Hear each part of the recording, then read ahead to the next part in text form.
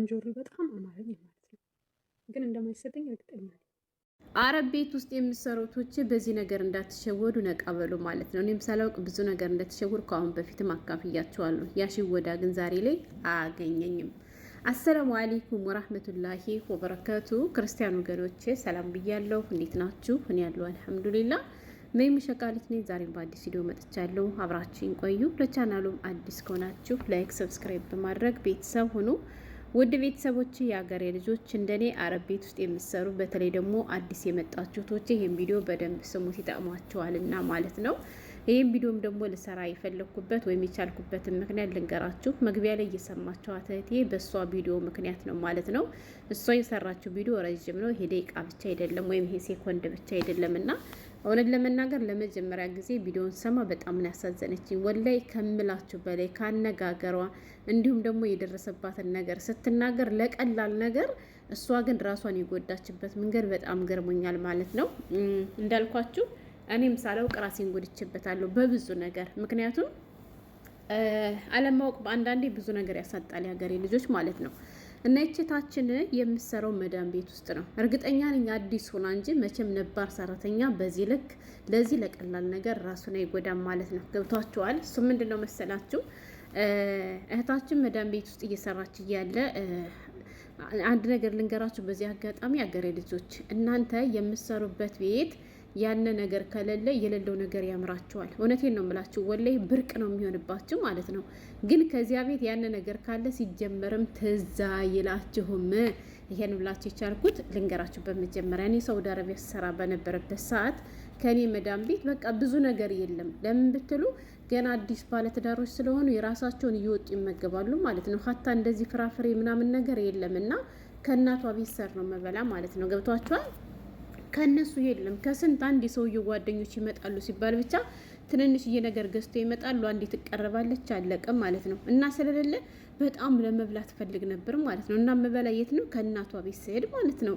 ከዛ ከእናቷ ቤት ስሄድ ራሱ ሳልበላ ጠግባለሁ። እውነት ለመናገር ወላሂ ለምን ብትሉ እንደፈለጋችሁ ስለምንባል ማለት ነው። ከዚያ ቤት ደግሞ ስለሌለ ያቅለበልበኛል። ከዛ አስበል አልሐምዱሊላህ ያንን ቤት አላቆ ዱባይ ባህር ከሆነ ቤት አምጥቶ አስገባኝ። እንደፈለኩ ብበለው ምን ብለው ይሄ ነው የማልባልበት ቤት አምጥቶ አስገባኝ። እና አሁን ከዚህ ቤት እነ ሙዝ እነ ቱፋ እነ ብርቱካን እየወጡ ነው የሚጣሉ የሀገሬ ልጆች። ወላሂ ላታምኑ ትችላላችሁ። ትዝ አይለኝም ሲጀመር ይኑርም አይኑርም ትዝ አይለኝም። ለምን ሞልቷል፣ አያምረኝም የሀገሬ ልጆች። እና ይህች እህታችን መዳም ቤት ውስጥ እየሰራች ገና አዲስ ነች መሰል አላውቅም። ከዚያ ቤት እንግዲህ አሁን ከኛ ቤት ከአሁን በፊትም ነግራችኋለሁ ሁሌ ማለት ነው ሀገሬ ልጆች ከመቅረብ ሰላት በፊት ሼህ ጋህዋ አፈላለሁ ማለት ነው። እንዲሁም ደግሞ የሆነ ጣፋጭ ነገር ግዴታ ነው የማይቀር ነገር። እንዲሁም ደግሞ ግዴታ ከሆኑት ነገሮች አንዱ ደግሞ ፈዋካ ላዝም ማለት ነው ሀገሬ ልጆች ታጥቦ ይቀርባል። ገብቷቸዋል? ታጥቦ ፎቅ ይቀመጣል ማለት ነው። የሚበላ ይብላ፣ የማይበላ አይብላ፣ ይተው ጠዋት ይነሳል ማለት ነው። ከዛ ደግሞ ማታም እንደዚሁ ገባችሁ? የተበላሸ ይጣላል፣ የተበላው ይበላል፣ አዲስ የሚመጣል ይጨመራል። ግዴታ ይቀርባል። በቃ ልክ እንደ ህግና እንደ ደንብ ነው ማለት ነው። እና ያለ ነገር ስላለ እኔ ትዝ አይለኝም። በቃ አይኔ ጠግቧል ነው መሰል የሚባለው እንደዚያ ነገር። አንዳንድ ቤት ደግሞ ምን አለ መሰላችሁ ብዙ ጊዜ ስለማይገዙ ከአንዳንድ ቀን አልፎ አልፎ ሲያመጡ ለእህቶቻችን ብርቅ ይሆንባቸዋል። ገብቷቸዋል? በቃ ለመብላት ይጓጓሉ፣ ያምራቸዋል፣ ግን ደግሞ አይሰጣቸውም ማለት ነው። እና በዚያን ሰዓት ደግሞ ልባቸው ይሰበራል። እና ይቼታችን የደረሰባት ነገር ይሄ ነገር ነው ማለት ነው። ይታያቸዋል። ለዚህ ይሄን ነው እንጆሪ ያለችው ማለት ነው። ግን አንዳንዴ ብልጥ ሆኑ፣ እሺ ብልጥ ሆኑ ማለት ነው የሀገሬ ልጆች። አሁን ይሄ የምታዩት ትንሽ አይደለም የሀገሬ ልጆች፣ ብዙ ነው። አሁን ከዚህ ላይ አንድ ፍሬ ሁለት ፍሬ አንስተን ብንበላ ምን ነው የሚያውቁት እነሱ? ማለቴ እንደ በሆድሽ በላሽ ተብዬ እኔ ከተኮነንኩም ልክ ሆነን ከተከሰስኩም ልክ ከሰስ ወላሂ። እና ይቼታችን ሰዎቹ ብርቱካንና እንጆሪ ገዝተው ይዘው መጧለች ማለት ነው። ይዘው ገዝተው መጧለች። ከዛ እጠቢ ተባልኩና ጠብኩ ነው መሰል ያለች እሷ። ተጠበው እነሱ ይጠቡት እርግጠኛ አይደለሁም። እና አጠቡት። ከታጠበ በኋላ ሊበሉ ይዞት ሄዷለች ማለት ነው። በጣም ጓጉታለች፣ እንዲሰጣት ፈልጋለች ማለት ነው ልጅቷ። ገብቷቸዋል? ከዛ እነሱ ግን ከዛ በፊትም አድርገዋት አልመሰለኝ፣ እንደዚያ አላቅም። እንደማይሰጠኝ አውቃለሁ፣ ግን እንደማይሰጠኝ እያወቅኩኝ እንጆሪ ለመብላት በጣም ጓጉ፣ በጣም ውስጥ ይፈልጋለች ማለት ነው የሀገሬ ልጆች። ግን ሳይሰጧት እነሱ ታጠበና ወሰድኩት አለች እንጂ ሳሎን ሄደ በቃ። ገብቷቸዋል? ከዛ እሷ ውስጧን እያማራት ምንም ማድረግ ስላልቻለች የሰው ቤት ስለሆነባት በቃ አእምሮቷን ቁጥብ አድርጋ ይዛ ተቀምጣለች ማለት ነው። ገባችሁ? ከዚያ ያንን ስራ ከጨረስኩ በኋላ አለች የመጣበትን ኪስ ጠቅላ ቆሻሻ ላይ ልትጥል ስትል አንዲት እንጆሪ ያገኘዋለች ማለት ነው። እና ያችን እንጆሪ እንትኗን ምንድነው የሚባለው እምሮቷን አስታግሳችላትና አንዳንዴ ርዚቃችን በምን በኩል እንደሚመጣ አላቅም፣ እንደዚህ ብዬ አእምሮ የነበረ እነሱ ሳይሰጡኝ ሙሉውን ወስዶብኝ ነበር ሁሉንም፣ እኔ ግን ከኪሱ ውስጥ እችን ነገር አግኝቼ በልቼ እምሮቴን አስታገስኩኝ አለች ማለት ነው። እና ምን ልላችሁ መሰላችሁ የሀገሬ ልጆች፣ እነሱ ብሉ አይሏችሁም። ገባችሁ? አንዳንድ አረቦች አሉ ሰራተኛ ከሚበለው ይልቅ ያነ ነገር ተበላሽቶ ቆሻሻ ውስጥ ቢጣል የሚያስደስታቸው ሰዎች አሉ። ስለዚህ እኛ ደግሞ ብልጥ መሆን አለብን የሀገሬ ልጆች። እንዳልኳቸው አሁን መግቢያ ላይ ካያችሁት ከዚያ ሁሉ ፍሬ አንድ ፍሬ ሁለት ፍሬ ባነሳ እንዴት ነው የሚያውቁት? ካወቁት የሚያውቁት የራሳቸው ጉዳይ። ለምን በላሽ ብለው ይጠይቁኝ እንጂ ይሄን ያክል ውስጥ እየፈለገ ማለት ገደብ የማበጅለትና የማላበጅለት ነገር አለ። ገብቷቸዋል? አሁን ይሄ እኮ ብዙ ነው። እነሱ አጥበው ወስደው ሊበሉ ነው አይደለም? ስለዚህ ለእናንተ ለምሮታችሁ ያክል ምን ችግር አለ? አንድ ፍሬ ሁለት ፍሬ አንስታችሁ ብትበሉ።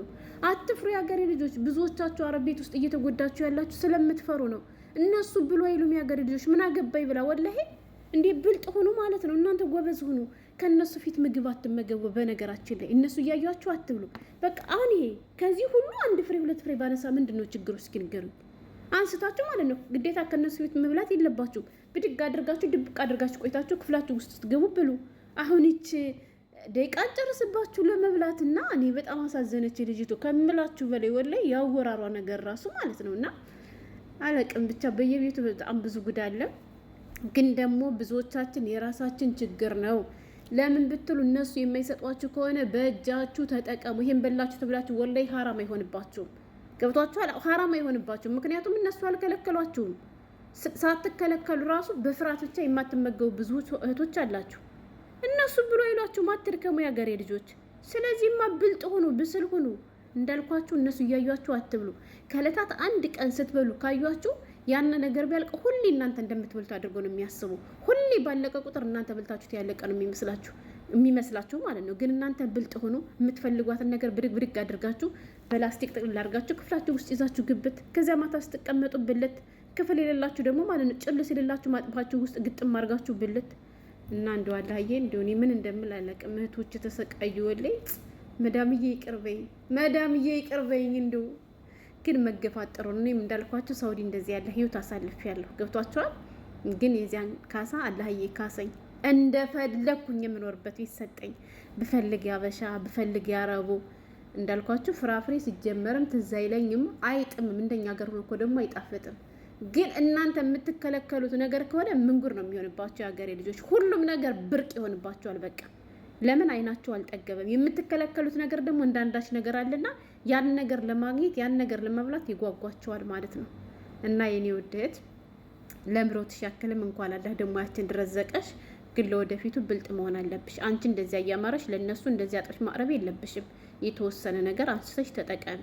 እውነቴን ነው የምላችሁ ወላይ። ብዙዎቹ ብሉ አይሉም፣ ግን ስትበሉ ቢያችሁም ደግሞ ለምን በላችሁ ብሎም አይጠይቋችሁም። ስለዚህ አትፍሩ። መፍራት ብዙ ነገር ያሳጣችኋል። አረብ ቤት ውስጥ የሀገሬ ልጆች በተለይ በምግብ በኩል